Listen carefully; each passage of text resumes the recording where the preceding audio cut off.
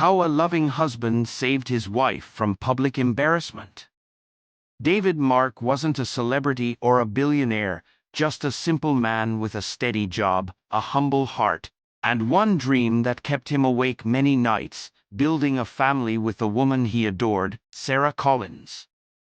For 5 years, they prayed together, cried together, and encouraged each other through the waiting.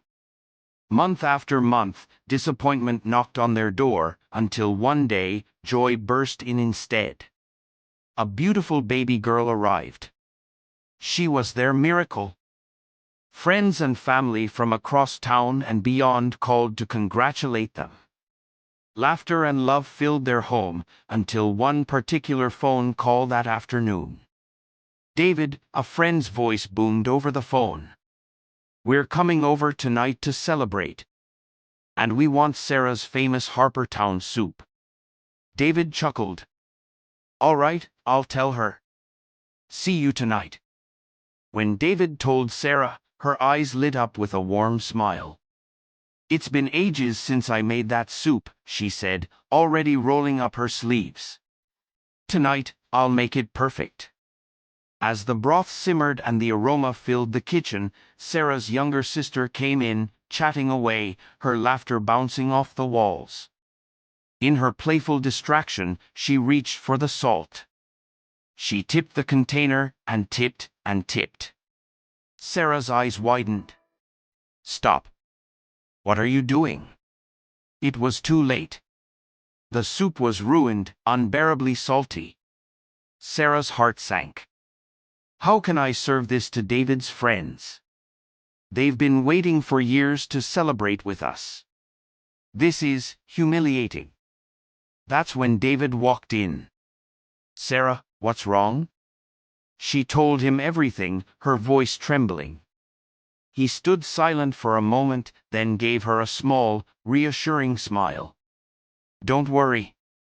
Start cooking a big pot of rice. I'll take care of the rest." Later that evening, the guests arrived, loud, cheerful, and hungry.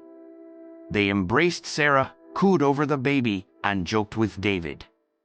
After some small talk, David excused himself and went into the kitchen. He lifted the heavy pot of soup, the one Sarah had ruined, and walked toward the living room. Halfway there, his foot caught on the carpet. The pot slipped. The soup spilled. The aroma that had filled the house was now on the floor. Gasps filled the room. "David! Are you okay?" someone shouted. David brushed himself off and sighed. "Yes, but the soup I made for you, it's gone." A chorus of sympathy followed. "Forget the soup, David. We're just glad you're all right." They laughed it off, chatting while he quickly returned to the kitchen. Sarah looked at him with concern. "I heard a crash. What happened?" He grinned. "It's fine. The soup's gone. Is the rice ready?" The rice came out steaming hot. The guests ate heartily, adding side dishes they had brought.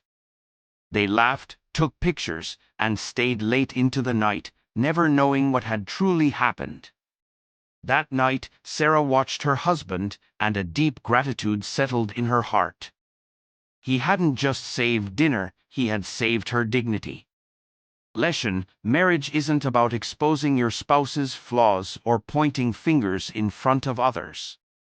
It's about becoming each other's safe place. When something goes wrong, protect first, discuss later, address mistakes privately, never in a way that humiliates your partner. Think beyond the problem. Sometimes you can't fix the mistake, but you can protect the relationship from damage. Value the smile over the score. Love chooses peace over being right. Be creative in crisis. A quick, selfless action can turn embarrassment into a shared laugh. David could have blamed Sarah. He could have told the truth and let her take the embarrassment.